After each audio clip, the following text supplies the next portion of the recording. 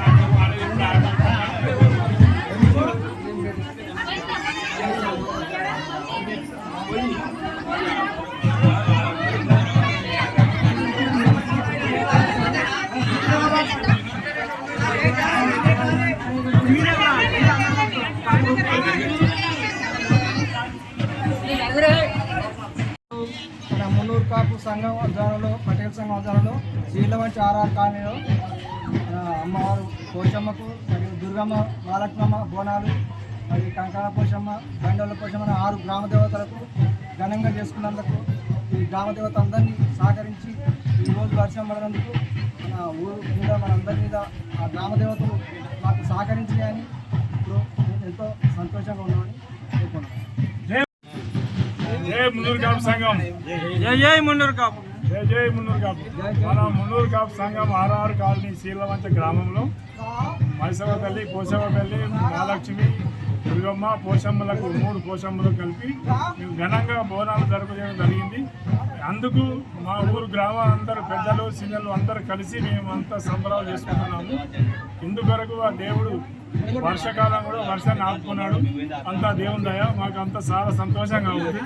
జై బోలో దుర్గా మాతాకి. మేము మున్నూరు కాపు సంఘం తరఫున సంతోషి మాత మరి మా పోషమ్మలకు బోనాలు చేయడం జరిగినది. మున్నూరు కాపు ఆధ్వర్యంలో ఇట్లా ఇది చేయడం 3వసారి.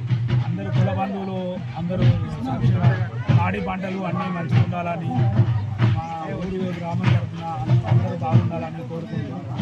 మంచిగా ఘనంగా మున్నూరు కాపు సంఘం పటేల్ అత్యంత ఇంట్లో జరుపుకుంటామని కోరుకుంటూ పటేల్ సంఘం తరఫున అందరికీ కృతజ్ఞతలు.